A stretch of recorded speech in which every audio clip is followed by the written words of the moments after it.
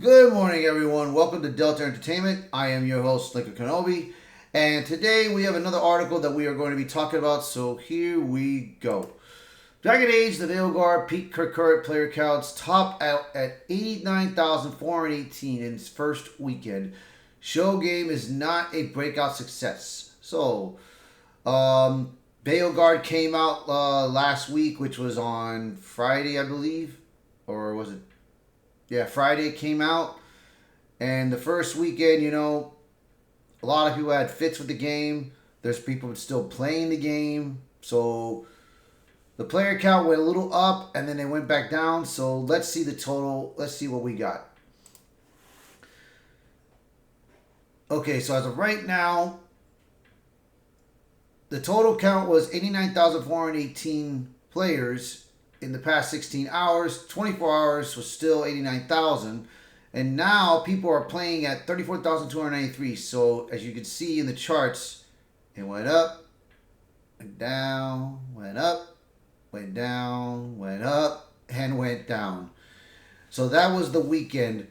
So today we don't know what's going to happen. Ahead of the game's release, EA CEO Andrew Wilson touted the game to investors, claiming it had breakout potential, but based on these peak current player counts, that does not appear to be the case. Wilson said, "I certainly think Veilguard has breakout potential. Again, 10 years ago, Dragon Age Inquisition won Game of the Year and was a very strong performer for us in the conduct of our business. This is entertainment. And so while much of our business has moved to live service, moment to moment, deliver innovation and creativity for a deeply engaged community over the course of time, this opportunity to bring in an incredibly high quality creative storytelling set in an amazing world with rich characters living out those stories, you're able to capture that moment in entertainment success almost certainly follows."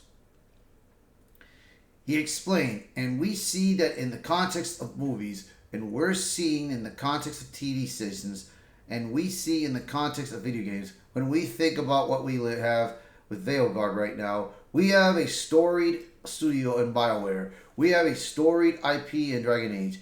We have a team that took extra time to make sure the world was rich and the characters were interesting and the story was compelling. I think we are going into a market that has limited competition for this category of game, given some of the moves that have happened across the broader industry. And so, while I think it's too early to predict the outcome, the critical reviews have been incredibly strong. The team feels really energized by what they have delivered. And my sense is that yes, it has breakout capabilities. He reiterated.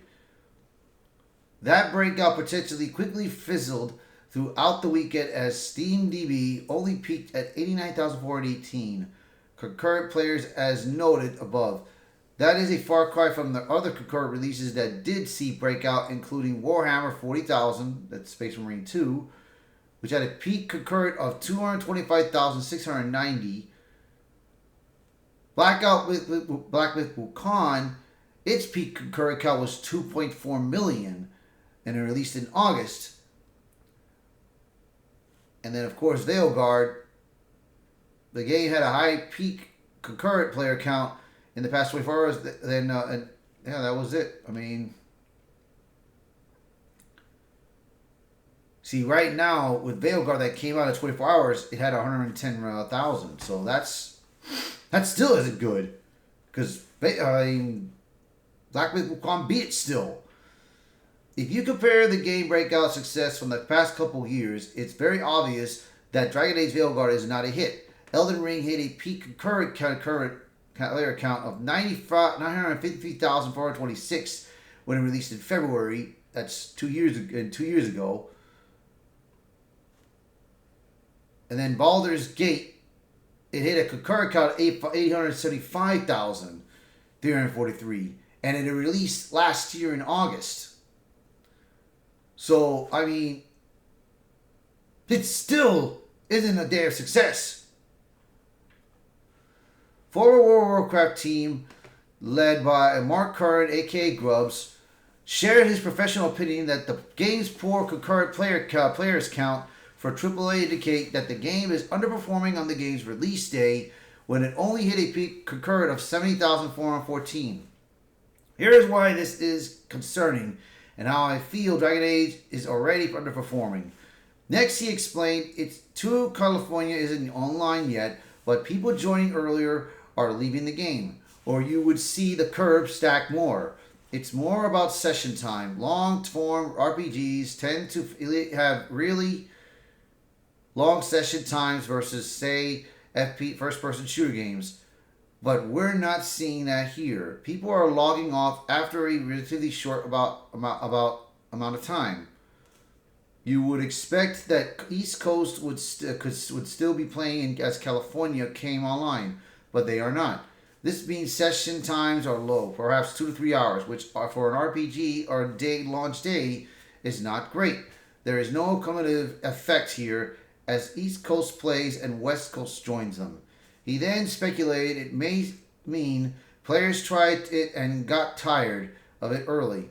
But I think we are starting to see that the Dragon Age bait and switch effect, as the gamers look and feel very different and from its predecessors, as well as the effect of all preachy DEI that is self-evident in the game.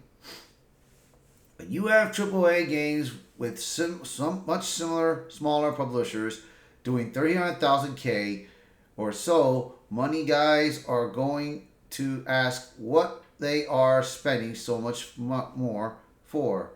If the weekend numbers don't go higher, this also means the players who tried it today are not coming back to try it again over the weekend. This would be very unusual. Yeah, man, I mean, it's like I said, dude. I mean, the charts don't lie, dude. Charts don't lie. I mean, it's being successful, and this game is not really doing it. See, it got a total of 89,000, and right now, that's as of yesterday. Only 34,000 people were playing the game.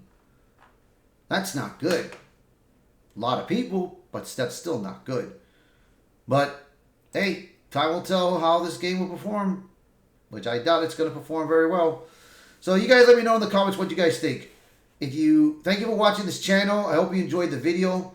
So if you like this video, hit the like button, share this video, post a comment below. Let me know what your thoughts are. And if you're new to the channel, please hit that subscribe button for me.